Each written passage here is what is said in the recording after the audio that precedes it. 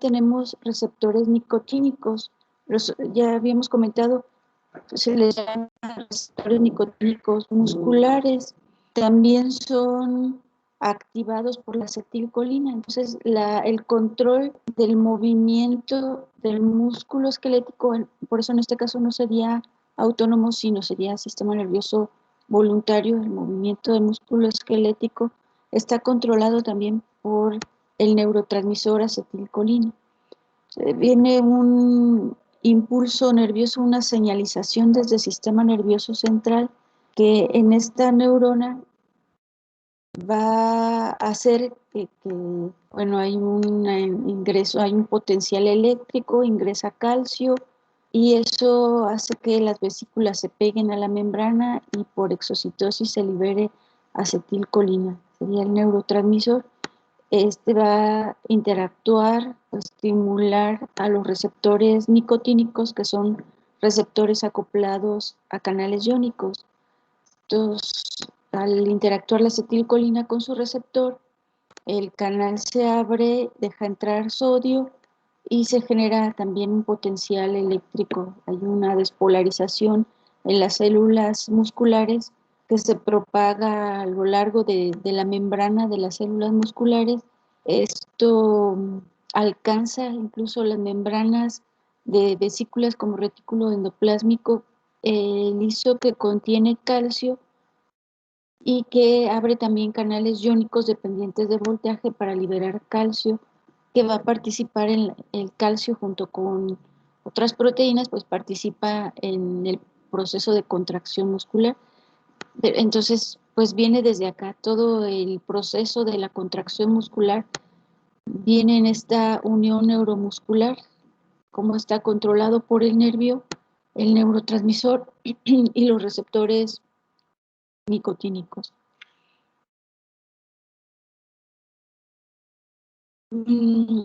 Hay algunos fármacos estimulantes de estos receptores nicotínicos que son los mismos estimulantes de los receptores nicotínicos neuronales, ganglionares. Esos mismos fármacos también son estimulantes, entonces no los vamos a repetir. En los que nos vamos a centrar es en los bloqueadores neuromusculares, que pues propiamente van a evitar que se dé esta señalización, que se envíe la señal y que se libere calcio y que se contraiga el músculo. Eso es lo que van a hacer. Hay dos mecanismos, esta es una clasificación de los bloqueadores neuromusculares de acuerdo a los mecanismos, bueno, son dos mecanismos básicamente. Entonces se clasifican en despolarizantes y no despolarizantes. Todos ellos, ahorita vemos algunas características que tienen diferentes, pero todos ellos se utilizan para producir relajación muscular. Esto de que se interrumpa la señal eléctrica, la señal química, y evite que se produzca esta contracción muscular, pues finalmente lo que va a producir es una relajación muscular. Entonces, esta relajación muscular se aprovecha durante la anestesia general. Usualmente una intervención quirúrgica mayor requiere un anestésico general. El anestésico general, que después vamos a ver en la siguiente unidad, pues produce cierto grado de relajación muscular, produce pérdida de conciencia, pérdida de reflejos, pero a veces no se consigue con los anestésicos generales, no se consigue el grado de relajación muscular que se requiere para la intervención a realizar. Entonces se asocia, es como, también se considera un preanestésico, es un fármaco que se utiliza en asociación con los anestésicos generales. Los relajantes musculares, estos actúan a nivel periférico, entonces se podría administrar este relajante muscular, mantener inmovilizado al paciente y hacer la intervención quirúrgica, pero como no ingresa al sistema nervioso central, pues no hay ni pérdida de conciencia, no hay pérdida de sensibilidad.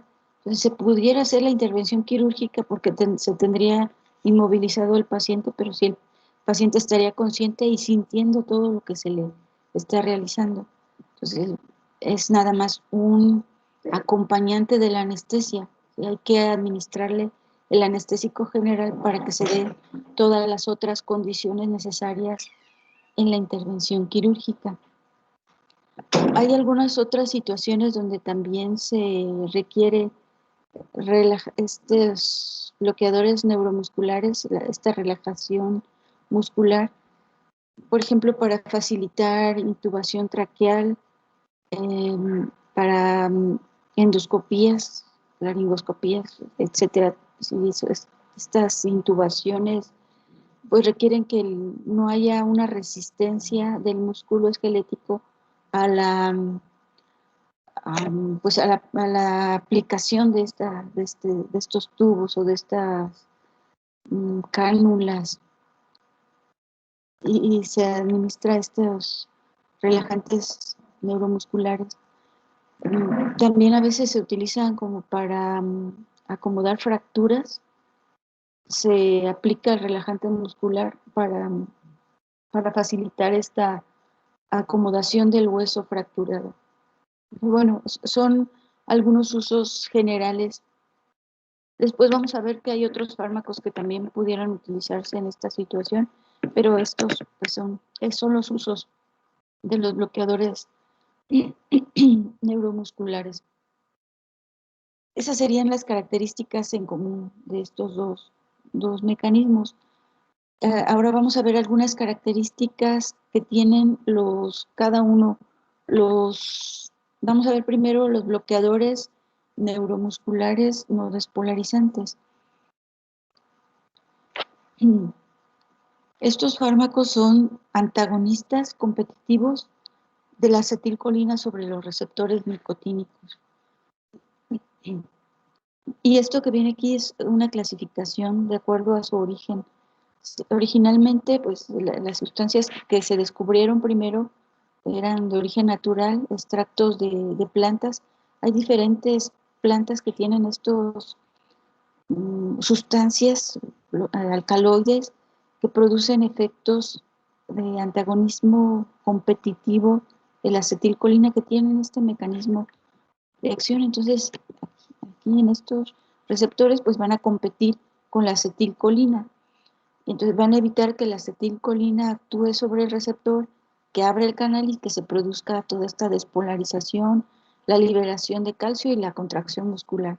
Entonces simplemente van a bloquear. Esto es lo que hace, pues no producen una despolarización, por eso se les llama no despolarizantes. Evitan que se dé la despolarización de la membrana. Esta es una planta que de hecho también se le conoce como curare. El extracto es el curare, pero la planta era utilizada desde hace mucho tiempo por cazadores de Sudamérica.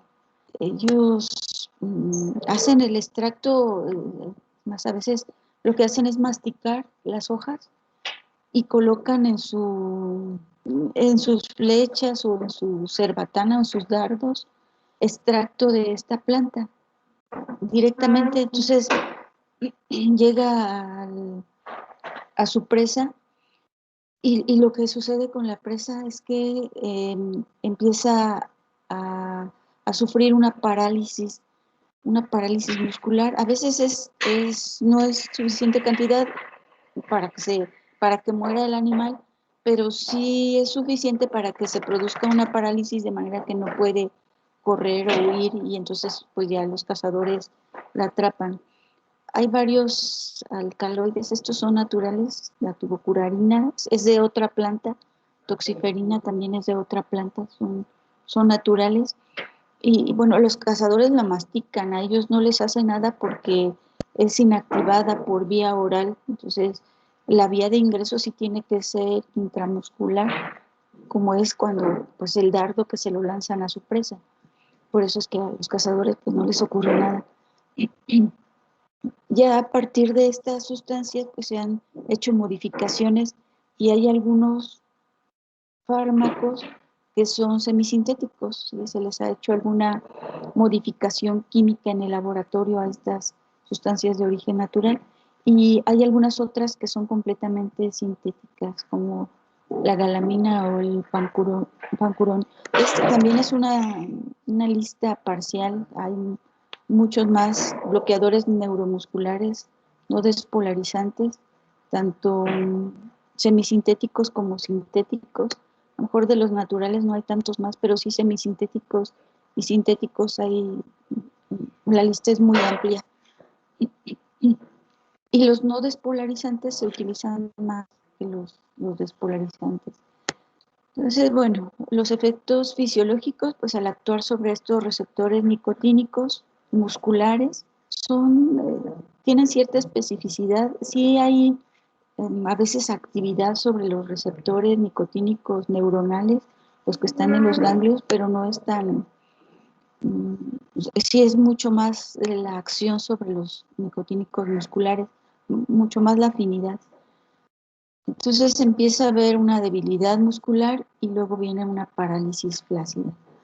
Este es el orden en que se pierde se va perdiendo la capacidad de los músculos. En este orden ingresa por vía muscular, pero no quiere decir que vaya a actuar solamente en ese músculo. ¿Sí?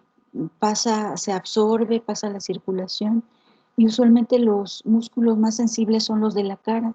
Entonces comienza con la caída de los párpados, hay una dificultad para mover los músculos de la cara, eh, continúa con los músculos de la faringe, dificultad para deglutir, después viene la pérdida de movilidad en las extremidades y en el tronco, y por último, estos son los últimos músculos que se ven afectados, los intercostales y los del diafragma.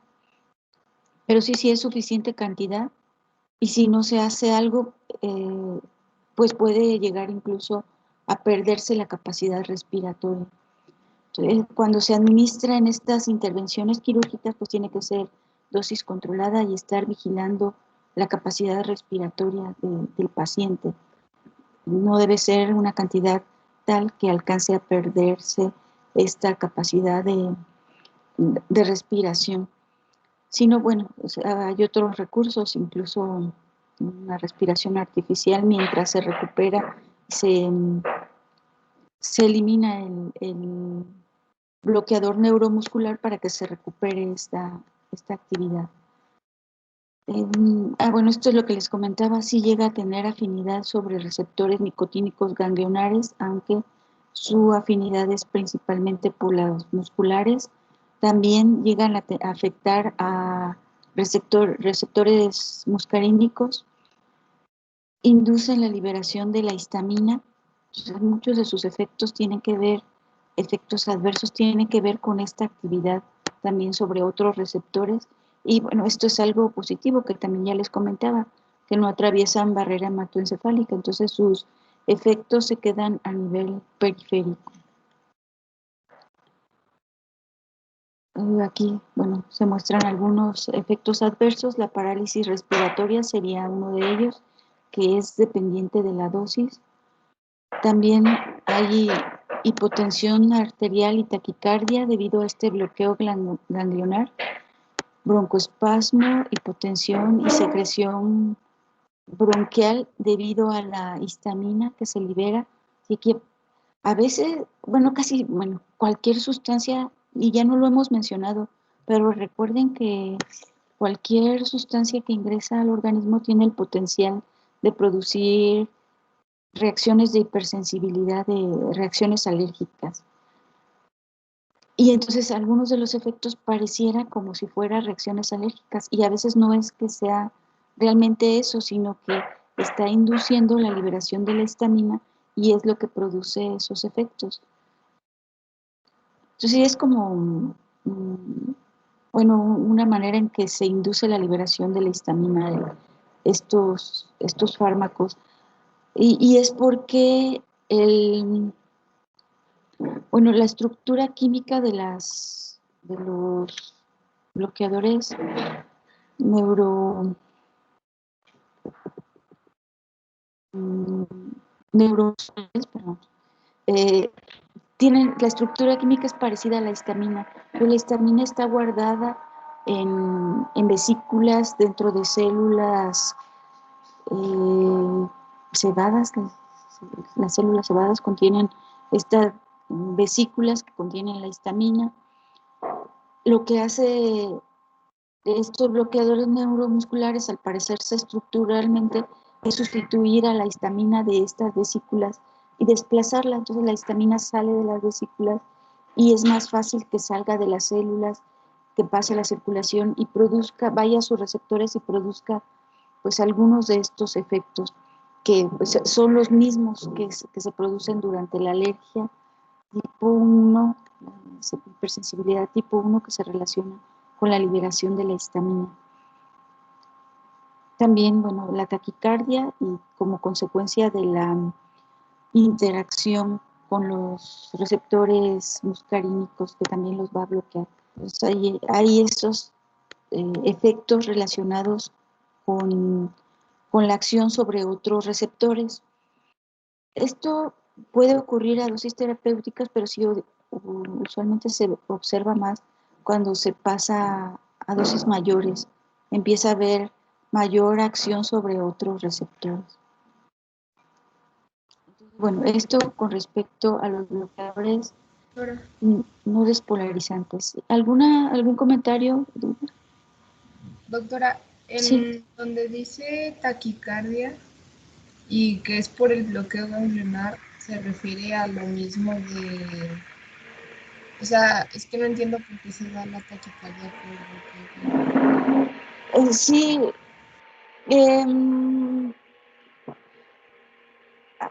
Está oyendo acá mucho ruido, pero es como si fuera un parasimpaticolítico. Usualmente los parasimpaticolíticos, como un efecto reflejo, que pueden producir taquicardia. No es el principal efecto, pero como que con los bloqueadores neuromusculares, por esta acción antimuscarínica, no se observa tanto todo lo que tiene que ver con un parasimpaticolítico, más que esta taquicardia. Así, no sé si contesto más o menos. Sí, maestra, gracias. Sí,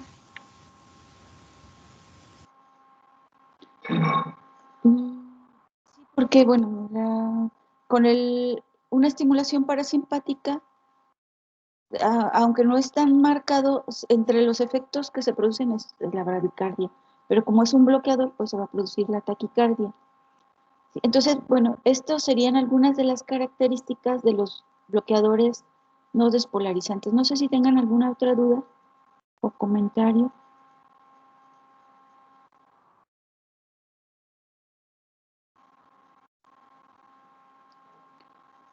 Y el otro grupo son los bloqueadores despolarizantes.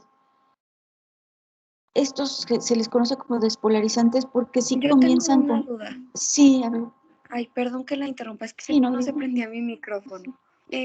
Con lo de los usos terapéuticos que nos dijo de hace un rato, ¿se refiere a los usos terapéuticos que dan los no despolarizantes o en general En los general, bloqueadores neuromusculares? sí, en general los bloqueadores neuromusculares, por Ok, eso la puse antes. Esta sería como usos terapéuticos en general, aunque ya en la práctica se utilizan más los no despolarizantes, pero ahorita vamos a ver algunos ejemplos y son usos generales, son usos de ambos grupos y ya estas serían características particulares de los no despolarizantes.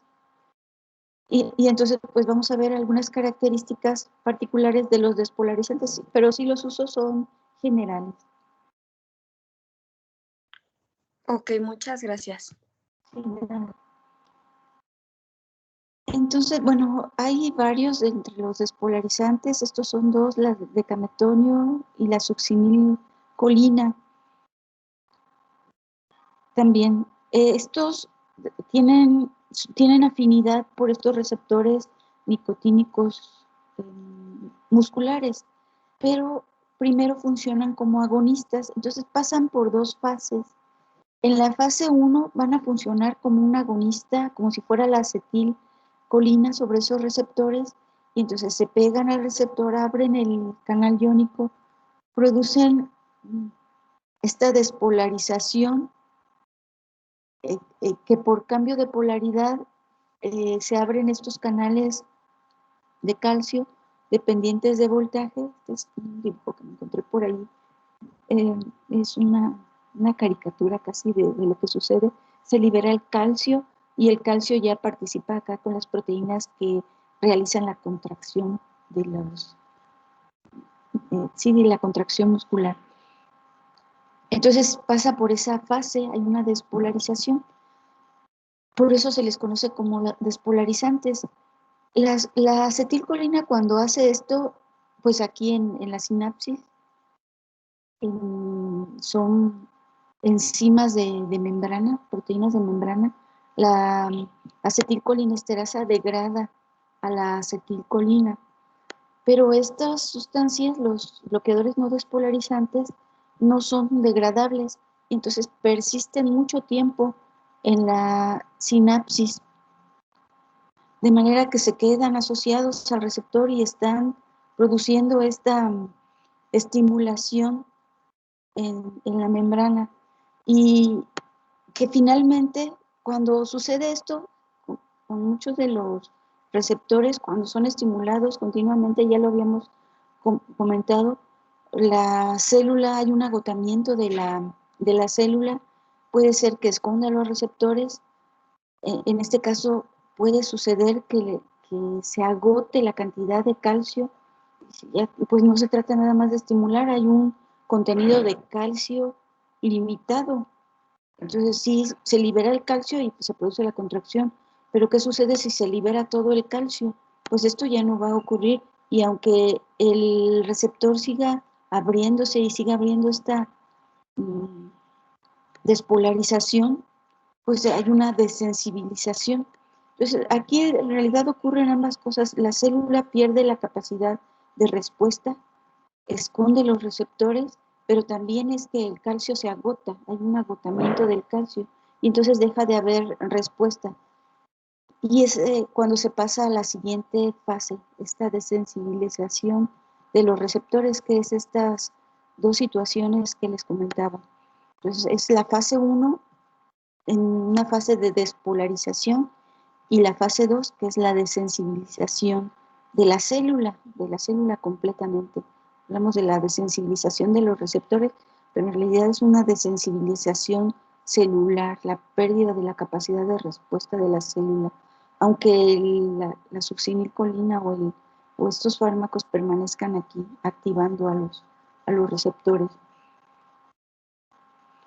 Y bueno, esto es por lo que se les llama bloqueadores despolarizantes. Aquí estos pues tienen, en cuanto a efectos fisiológicos, pues igual van a producir primero una contracción muscular, pero después va a haber una relajación muscular. En esta fase 1 va a haber una contracción muscular y luego viene la fase propiamente de relajación muscular, que si se administran con los usos que comentábamos para facilitar una intervención quirúrgica o para una endoscopía, pues se tiene que esperar a que se llegue hasta la fase 2, que se dé esto. Por eso son muy más utilizados los no despolarizantes.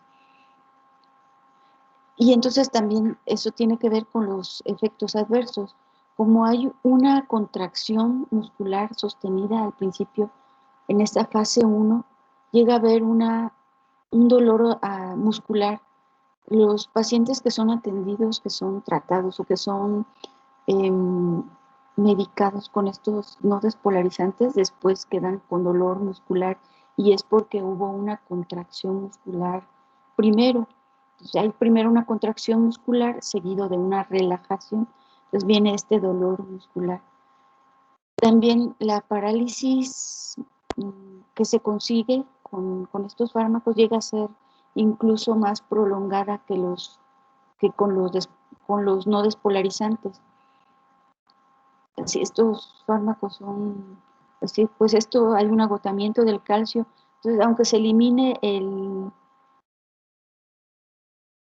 fármaco de aquí, ya no haya el bloqueo, ya llegue la acetilcolina a hacer su función normal, pues no se va a restablecer porque tiene que volver a ver el contenido de calcio, incluso los receptores se perdieron a lo mejor temporalmente, pero tiene que haber como una regeneración de la funcionalidad celular y entonces por eso usualmente la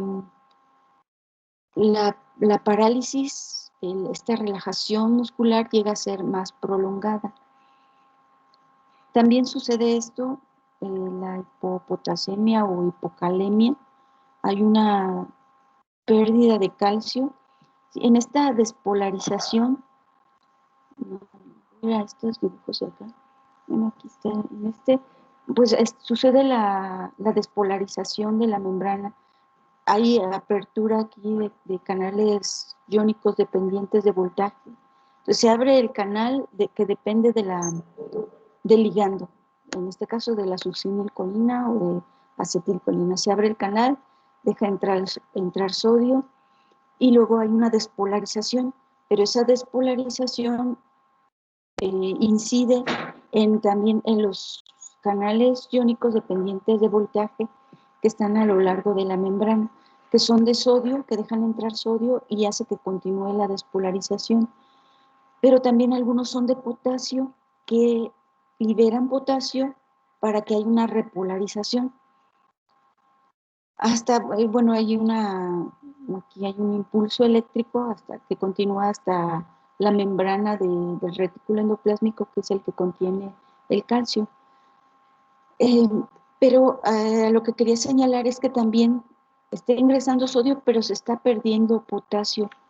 Y entonces también la célula reciente, como esto se prolonga más que lo que ocurre con la acetilcolina, puede resentir esa pérdida de potasio. Entonces ahí está hipopotasemia o hipocalemia, que también se conoce, que es sinónimo.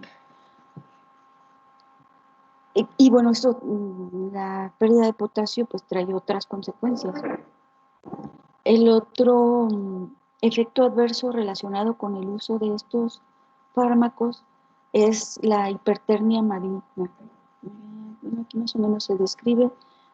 Después viene el espasmo muscular. Esto, con esa contracción muscular, hay un aumento del metabolismo celular. Y como es más intenso en esa fase 1, esto trae como consecuencia una acidosis metabólica y esto, si ese aumento en el metabolismo propicia un aumento en la temperatura corporal, pero es un aumento súbito, usualmente mayor a 4.6 grados y es intenso. Entonces se debe de controlar esta fiebre rápidamente, es un aumento. La hipertermia maligna, bueno, puede incluso ocurrir la muerte. Y a veces cuando ocurre este aumento en la temperatura súbito y se alcanzan estas temperaturas, cuando se están administrando estos fármacos, puede incluso ser mortal. Y esto se intensifica cuando se utilizan algunos anestésicos generales, que también, bueno, después los vamos a ver cómo hay diferentes anestésicos generales. Algunos de ellos contienen en su estructura química halógeno, son anestésicos generales de inhalación halogenados, y esos también, ellos mismos ocasionan esta hipertermia maligna. Pues cuando se asocian estos bloqueadores neuromusculares despolarizantes con esos anestésicos generales halogenados, se intensifica y bueno, es más probable que ocurra esta hipertermia maligna en esa combinación. Entonces, bueno, estas son algunas características de estos despolarizantes. No sé si tengan aquí alguna duda o comentario. Maestra, ¿me puede repetir lo que dijo de los halogenados, por favor? Sí, los halogenados después los vamos a ver. Son anestésicos generales que en su estructura química llevan algún halógeno. por ejemplo, bromo. Después vamos a ver, a analizar algunos de ellos, o cloro.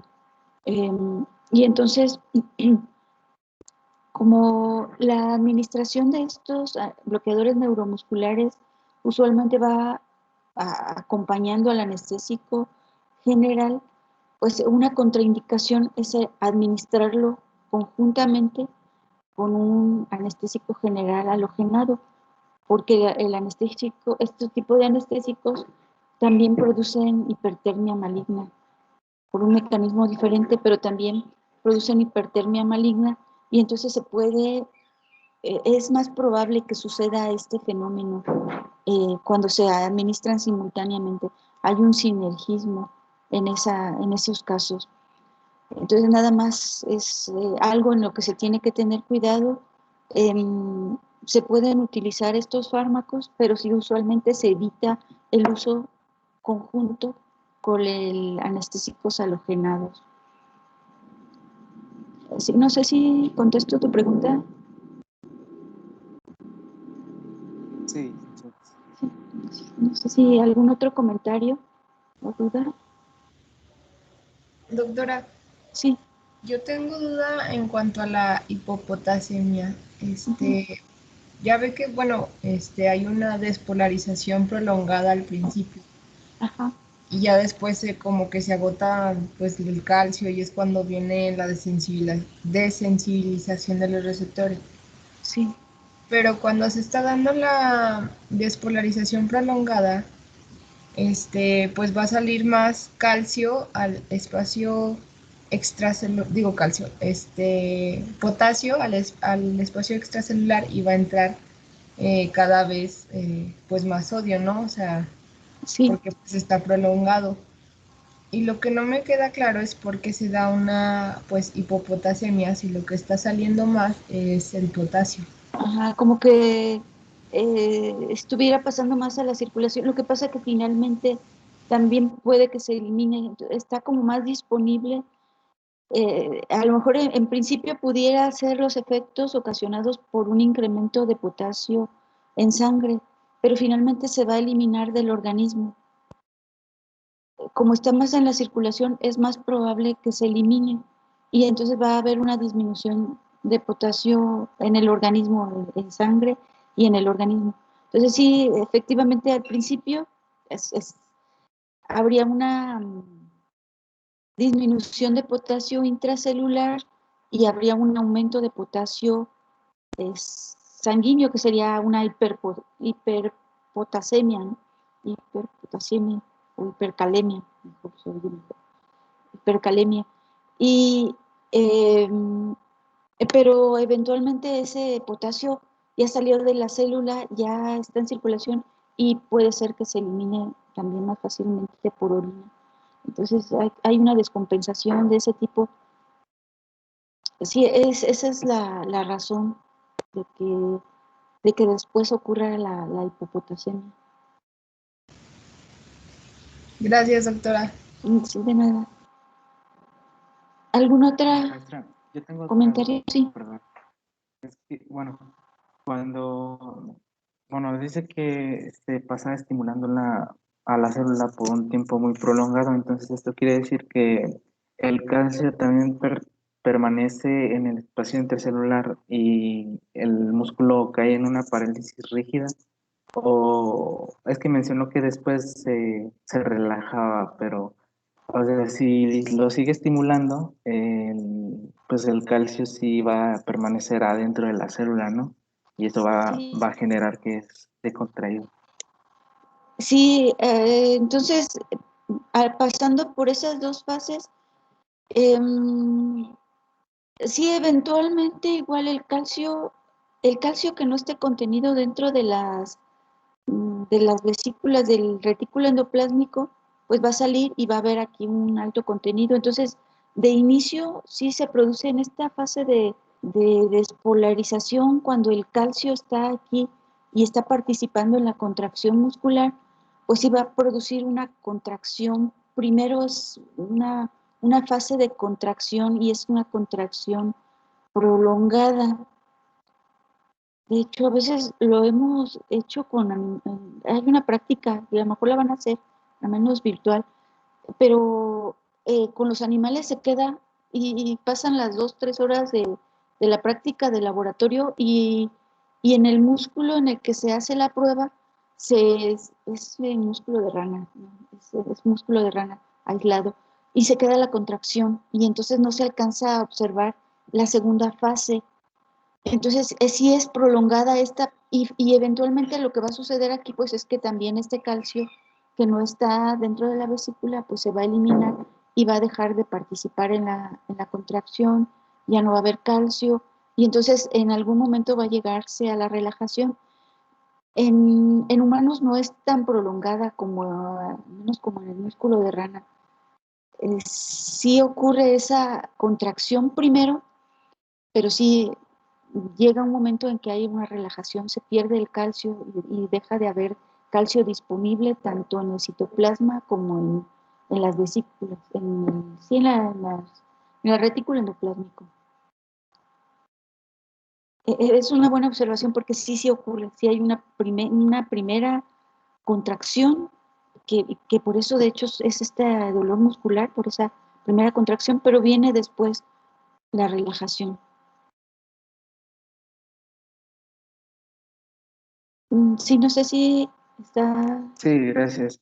algún otro comentario.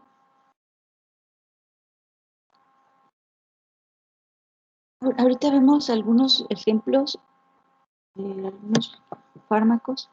Bueno, esto sería ya conclusiones en cuanto a los bloqueadores neuromusculares. Son fármacos que interrumpen la acción de la acetilcolina en los receptores nicotínicos musculares. Y bueno, se clasifican en despolarizantes y no despolarizantes de acuerdo al mecanismo de acción. Sabemos que los despolarizantes pasan por 2 fases, una fase de despolarización, de contracción muscular, seguido de una fase de sensibilización de los receptores y una relajación muscular. Y bueno, los no despolarizantes, que sí son bloqueadores, son antagonistas competitivos de la acetilcolina, que son más utilizados. No presentan tantos de los efectos adversos y en más presentan efectos adversos diferentes, estos incluso relacionados con la acción de sobre otros receptores también. Bueno, la utilidad es ambos grupos para producir relajación muscular, entonces todas aquellas intervenciones en las que se requiera una relajación muscular, estos fármacos son potencialmente útiles. Estos son y hasta aquí terminaríamos con estos fármacos. Ahorita nada más les quería mostrar algunos fármacos que vienen en este diccionario de especialidades farmacéuticas.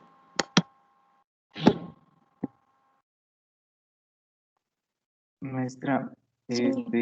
también a los despolarizantes se les llama paquicurares y a los no despolarizantes leptocurares. Es que eso lo encontré Esa fue lo que en- encontraste.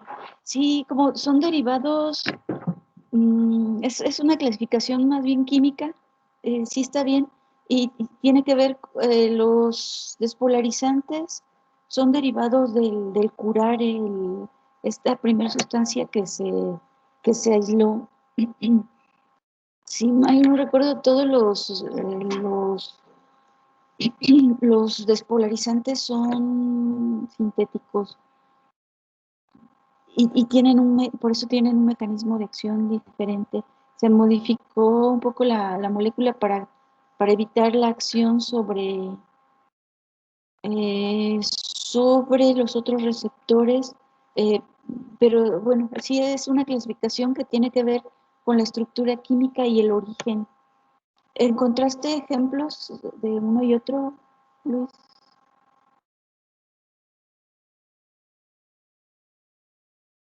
¿O solo así la clasificación? No, pues nada más en paquicurares encontré el succinil, ¿cómo se llama? Succinilcolina. y decía que los no despolarizantes eran leptocurares, pero de ese no encontré nada. Sí, tiene que ver con la estructura química. Igual pues es eso mismo. Tenemos a los despolarizantes y los no despolarizantes y algunas características que tendrían que ver con su estructura química. ¿Alguien más encontró algo diferente en cuanto a clasificación?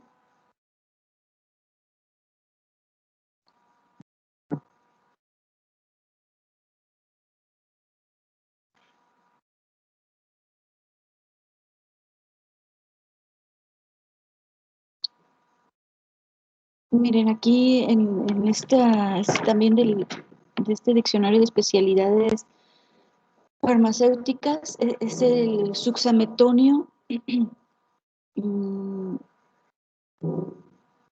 Es como un derivado de la succinilcolina, suxametonio, fluoruro de suxametonio, ahí no lo puse en la lista, pero es también un fármaco muy utilizado. Este es uno de los, de los despolarizantes de acción ultracorta. Se utiliza en anestesia general como relajante musculoesquelético para facilitar la intubación traqueal, ventilación mecánica y una amplia gama de procedimientos quirúrgicos. También es útil para reducir la intensidad de las contracciones musculares durante las convulsiones inducidas eléctrica o farmacológicamente, ¿no? Son algunas de las características.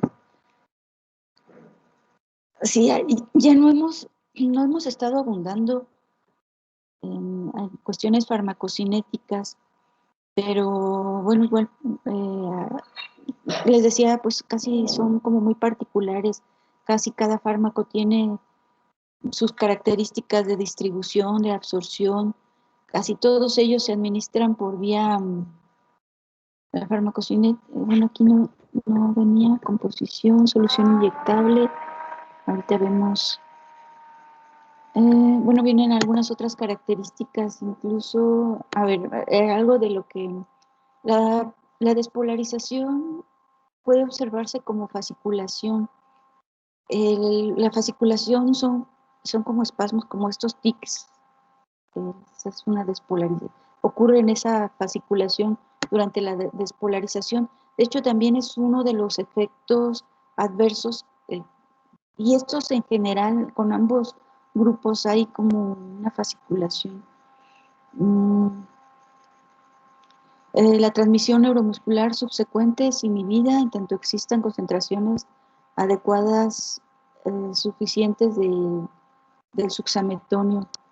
La parálisis flácida se parece, y fíjense, esta es ultracorta, es de duración ultracorta, porque aparentemente la fase 1 pasa rápidamente, porque llega a la fase de parálisis flácida de entre 30 y 60 segundos después de la administración. Entonces, sí quiere decir que es muy corta la fase 1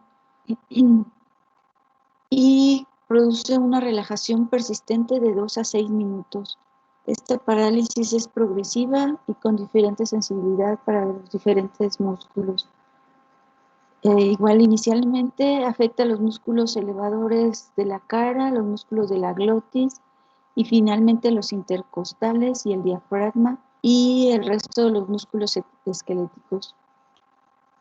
La corta duración del suxametonio se debe a rápido metabolismo en la sangre. Es rápidamente hidrolizado por la colinesterasa plasmática y forma metabolitos como succinilcolina y más ligeramente se transforma en ácido succínico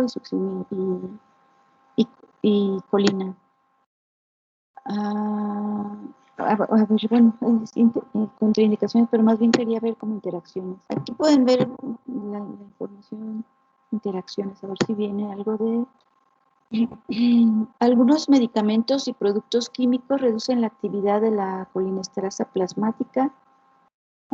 Prolongado. Bueno, aquí, fármacos son...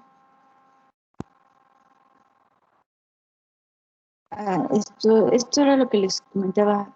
Bueno, hay otro tipo de interacciones, en realidad solo comentamos la interacción. Ciertos medicamentos pueden aumentar o prolongar el efecto del suxametonio sin relación específica con la colinesterasa plasmática. Por ejemplo, anestésicos volátiles inhalados, alotano, enflurano, estos son anestésicos halogenados y algunos otros tienen poco efecto sobre el bloqueo de fase 1, pero aceleran el comienzo e intensifican la fase 2 producido por el suxametonio. También algunos antibióticos intensifican esto. Bueno, son algunas otras características. Reacciones adversas. Aquí está lo que comentábamos, pueden presentarse dolores musculares. Se ha recomendado el uso,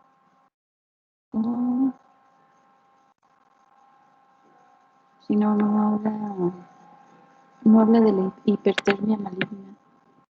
Quizá por lo de la corta duración. Pero igual, aunque es de corta duración, llega a haber dolores neuromusculares.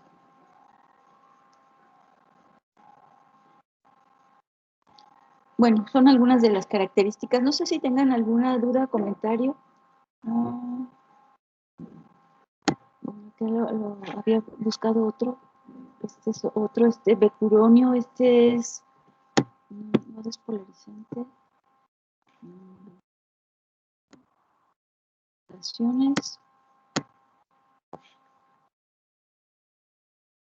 Es no despolarizante, está indicado también como auxiliar en la anestesia general y especialmente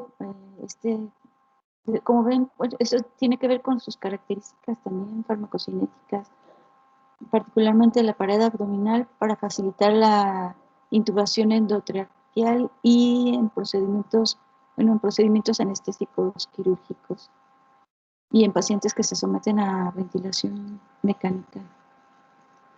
También para convulsiones, para pacientes que tienen convulsiones.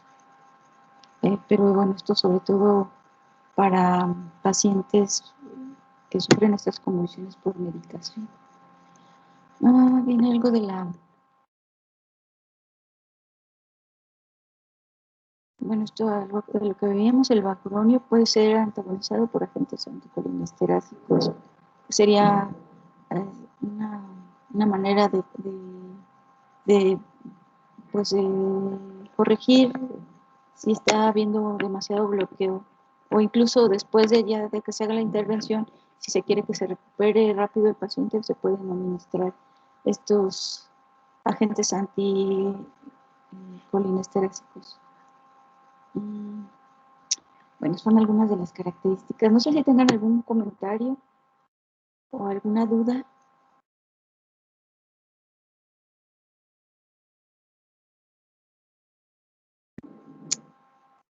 Si no, bueno, hasta aquí sería la unidad del sistema nervioso autónomo. Como ven, esta última parte pues era sistema nervioso periférico, pero como se relaciona también con la acetilcolina y con los receptores nicotínicos, pues lo abordamos en esta unidad.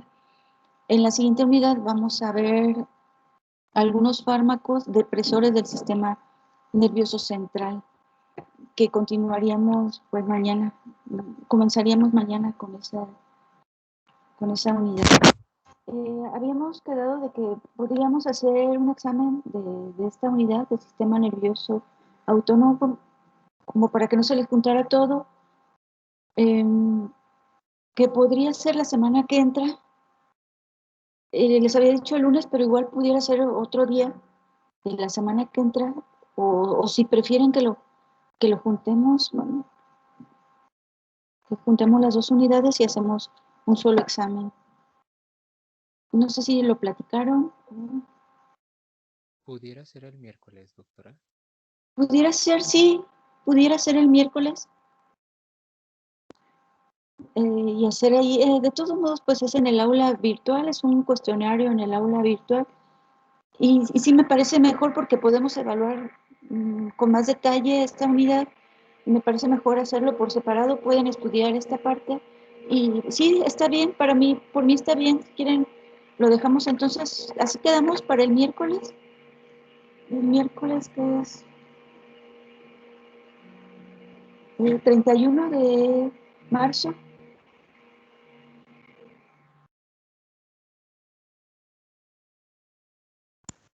Es miércoles 31 de marzo. Sí, doctora. Miércoles 31, sí, entonces así quedamos de acuerdo. Igual, pues cualquier otra cosa pues me dicen en estos días, pero entonces mañana comenzamos ya con sistema nervioso autónomo. Eso ya no vendría en el examen, nada más hasta lo que vimos hoy de sistema nervioso, no, comenzamos con sistema nervioso central, eso ya no vendría en el examen, y el examen sería todo lo que viene en el sistema nervioso autónomo, y sería el miércoles. Y entonces, pues mañana nos vemos para comenzar con la siguiente unidad.